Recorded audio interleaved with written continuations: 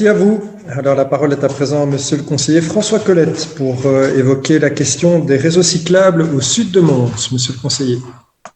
Oui, je vous remercie. La première question que je me pose est relative à un projet qui a eu cours il y a 25 ans et qui a été abandonné, qui est le projet de transformer en chemin cyclo-piéton une connexion sur le site de l'ancien vicinal qui reliait Yon à Mévin et qui joint la rue de la Cascade à la chaussée Brunehaut à hauteur du Point du Jour.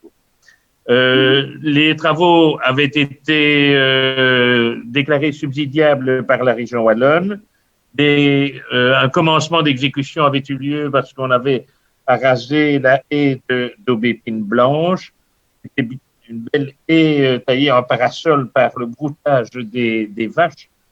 Et puis il a été abandonné. Les subsides de la région wallonne ont été réaffectés, pour ne pas dire détournés, sur la piste cyclable ou le chemin cyclopiéton des étangs devant l'île aux oiseaux.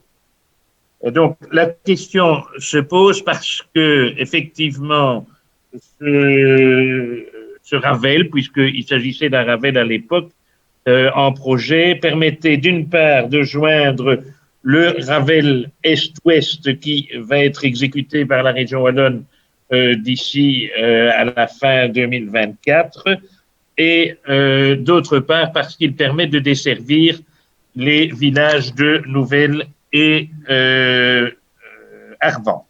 Donc, je me rends bien compte qu'il y avait deux obstacles.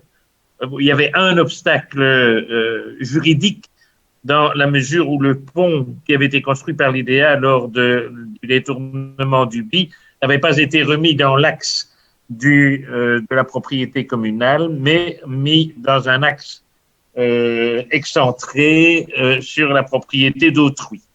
Mais ce chemin vicinal dont l'assiette appartient au patrimoine privé de la ville de Mons restait un lieu de promenade pédestre qui était relativement empêché par le nouveau propriétaire ou occupant, je ne sais pas, qui empêche actuellement la circulation. Il a été évoqué il y a 5 ou 6 ans la possibilité de faire un échange d'assiettes de terrain pour rejoindre éventuellement le bout de la chaussée Brunehaut et pour éviter comme ça la traversée oblique de l'exploitation de ce nouveau propriétaire qui exploite les écuries de Mévin. Quel est le projet du collège au sujet de cette ancienne voie cyclo-piétonne projetée? Et je pense que ça intéresse peut-être aussi bien Monsieur Deschevin de la Régie foncière, puisque la Régie foncière est propriétaire de ce patrimoine, que Madame Leschvin de la mobilité.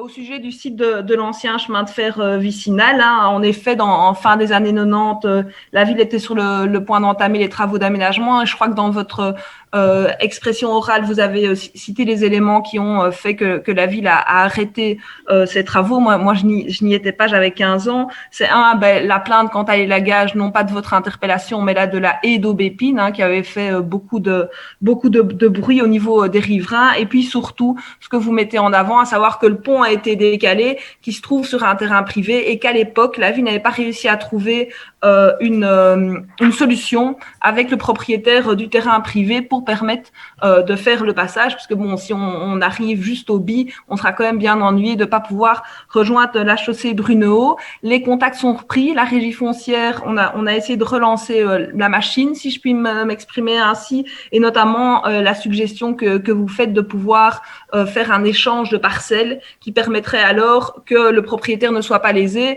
et que le chemin puisse avoir accès à la chaussée Brunehaut avec le pont au-dessus du BI. Mais la convergence des propos de Madame Dejaire avec mes propositions fait que je n'ai rien d'autre à ajouter et que je ne dépasserai pas mes 10 minutes. Très bien. Voilà une bonne conclusion. Alors...